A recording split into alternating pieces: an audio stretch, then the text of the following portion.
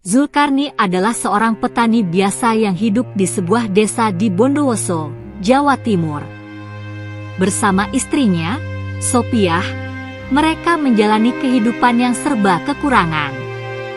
Mereka memiliki sebuah ladang kecil yang mereka kelola dengan keras, dan penghasilan mereka tidak pernah cukup untuk memenuhi kebutuhan sehari-hari. Namun, meskipun hidup dalam keterbatasan, mereka tetap bahagia, karena mereka saling mencintai dan memiliki satu sama lain. Pagi itu, seperti biasa, Zulkarni berangkat ke ladang untuk bekerja. Langit masih gelap, dan embun pagi menempel di dedaunan yang hijau. Ladang mereka terletak di tepi hutan, jauh dari keramaian desa. Zulkarni mulai mencangkul tanah yang sudah mulai keras, berusaha mempersiapkan lahan untuk musim tanam berikutnya. Saat mencangkul dengan hati-hati, tiba-tiba mata cangkulnya mengenai sesuatu yang keras dan berbeda. Zulkarni berhenti sejenak, merasa aneh dengan apa yang baru saja dia temui. Dia membersihkan tanah yang menutupi benda itu dan mendapati sebuah batu berukuran sedang yang tampak sangat berbeda dari batu-batu lainnya. Batu itu berwarna keemasan dengan kilauan yang sangat mencolok, seolah-olah mengeluarkan cahaya sendiri meski di bawah terik matahari. Zulkarni merasa sangat penasaran. Batu itu tidak seperti batu biasa yang sering dia temui di ladang.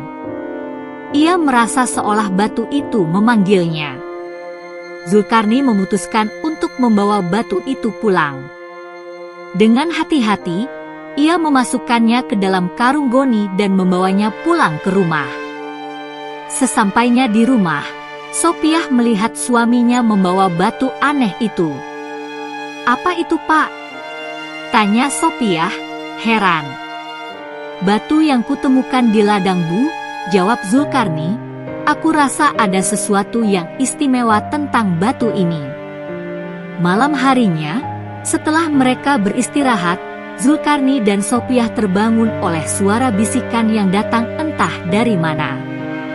Suara itu terdengar samar, namun sangat jelas di telinga mereka. "Batu itu milikmu, gunakanlah dengan bijak, dan semuanya akan berubah," bisik suara itu. Zulkarni dan Sopiah terkejut, tetapi suara itu terasa sangat nyata, seperti datang dari dalam hati mereka sendiri. Keesokan harinya, Zulkarni memutuskan untuk menaruh batu itu di ruang tamu rumah mereka. Mereka tidak tahu apa yang harus dilakukan dengan batu tersebut, tetapi mereka merasa ada kekuatan yang luar biasa yang ada di dalamnya. Hari berganti hari, dan tanpa mereka sadari, kehidupan mereka mulai berubah. Seiring waktu, ladang yang dulunya gersang kini mulai menghasilkan hasil yang melimpah. Tanaman mereka tumbuh subur dengan cepat, jauh lebih baik dari musim-musim sebelumnya. Zulkarni dan Sopiah tidak lagi kekurangan bahan pangan. Bahkan, hasil panen mereka jauh lebih banyak daripada yang mereka harapkan, dan mereka dapat menjualnya dengan harga yang sangat menguntungkan. Keuntungan itu cukup untuk membeli peralatan pertanian baru, bahkan rumah yang lebih layak. Tetapi yang paling mencolok adalah kemunculan kekayaan yang sangat banyak dan tiba-tiba. Dalam waktu yang relatif singkat, mereka mampu membeli tanah luas dan membangun rumah besar yang jauh lebih mewah daripada rumah tetangga mereka. Mereka mulai memiliki banyak ternak, dan Zulkarni bahkan membeli mobil untuk pertama kalinya dalam hidupnya.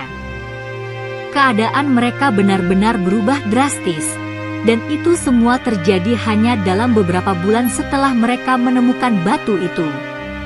Warga desa mulai memperhatikan perubahan yang mencolok pada Zulkarni dan Sopiah. Mereka yang sebelumnya hanya dikenal sebagai pasangan petani miskin kini tiba-tiba menjadi salah satu keluarga terkaya di desa.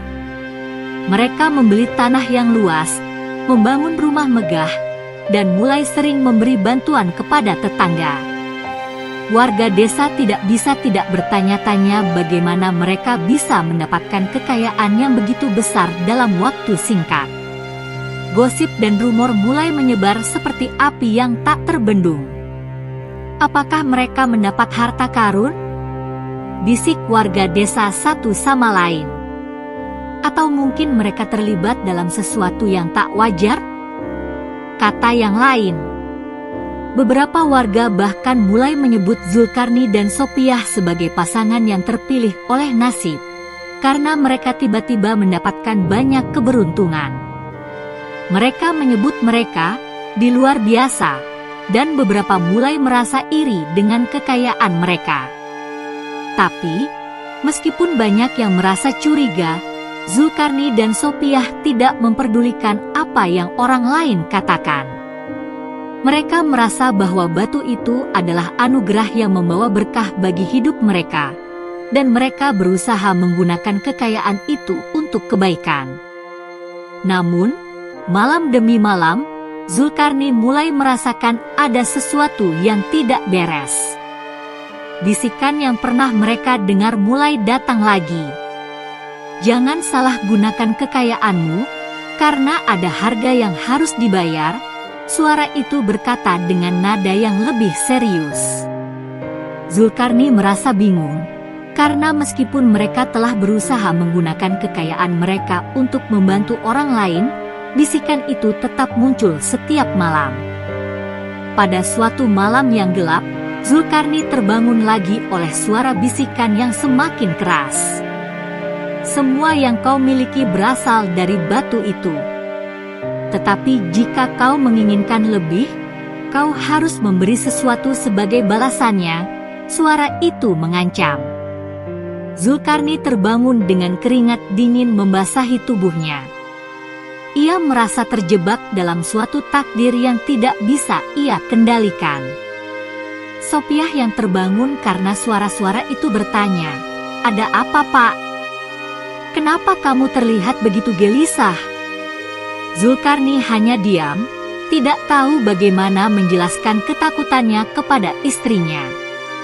Namun, ketakutan itu tidak berlangsung lama. Keesokan harinya, Zulkarni mulai merasakan ada sesuatu yang lebih gelap dari batu itu yang mulai mengendalikan kehidupannya. Harta yang mereka miliki terasa semakin tidak pernah cukup. Mereka mulai merasa bahwa kekayaan itu membawa lebih banyak beban daripada kebahagiaan. Mereka mendapati diri mereka semakin terisolasi dari warga desa. Warga yang awalnya menghormati mereka, kini mulai menjauhi mereka karena rumor yang beredar. Mereka merasa bahwa Zulkarni dan Sopiah telah melakukan sesuatu yang tidak seharusnya. Beberapa bahkan mulai menganggap mereka sebagai orang yang terlibat dalam ilmu hitam atau kesepakatan dengan kekuatan gaib. Namun, Zulkarni dan Sopiah tetap bersikap tenang, walaupun mereka merasa semakin tertekan. Pada akhirnya, Zulkarni mulai memikirkan apa yang harus dia lakukan dengan batu itu. Meskipun ia merasa takut dengan kekuatan yang ada di dalamnya, ia juga merasa bahwa batu itu adalah kunci untuk perubahan hidup mereka. Ia sadar bahwa hidup mereka tidak akan pernah sama lagi setelah batu itu datang ke dalam kehidupan mereka. Sopiah, yang mulai merasakan perubahan pada suaminya, berkata dengan lembut, "Pak, apa yang sebenarnya terjadi? Kenapa kamu begitu gelisah? Kita harus kembali ke jalan yang benar." Zulkarni menatap istrinya dengan mata yang penuh penyesalan. Ia tahu bahwa kekayaan yang mereka miliki bukanlah berkah yang datang tanpa harga. Ia harus memilih antara mempertahankan kekayaan yang didapat dari batu itu atau kembali hidup sederhana bersama Sopiah. Dengan keputusan yang berat, Zulkarni memutuskan untuk membawa batu itu kembali ke ladang tempat ia menemukannya. Ia menggali tanah di bawah pohon besar dan dengan hati-hati meletakkan batu itu kembali ke tempat asalnya. Ia berdoa agar batu itu tidak lagi mengganggu hidup mereka dan mengembalikan kedamaian yang pernah mereka miliki. Setelah meletakkan batu itu, Zulkarni merasa ada perubahan dalam dirinya. Beban yang selama ini mengganggunya seakan terangkat. Meskipun mereka harus kembali hidup sederhana, Zulkarni merasa lebih tenang dan bahagia. Ia memandang Sopiah dengan senyum, dan untuk pertama kalinya dalam beberapa waktu, mereka merasa benar-benar bebas. Namun, kehidupan mereka tidak akan pernah sama lagi. Mereka tetap dikenal sebagai pasangan yang pernah kaya mendadak, dan gosip tentang mereka terus beredar di desa. Meskipun begitu, Zulkarni dan Sopiah memilih untuk menjalani hidup dengan cara yang lebih sederhana, tanpa rasa takut dan tanpa tergoda oleh kekayaan yang datang begitu tiba-tiba. Mereka kembali ke ladang mereka dan bekerja keras seperti sebelumnya, dengan hati yang penuh rasa syukur atas hidup yang sederhana namun penuh makna. Setelah meletakkan batu itu kembali ke tanah, Zulkarni dan Sopiah merasa lega, meskipun mereka tahu bahwa hidup mereka tak akan pernah kembali sepenuhnya seperti dulu. Mereka kembali menjalani rutinitas mereka di ladang, tetapi ada sesuatu yang berbeda. Kedamaian yang mereka rasakan tak pernah mereka dapatkan sebelumnya.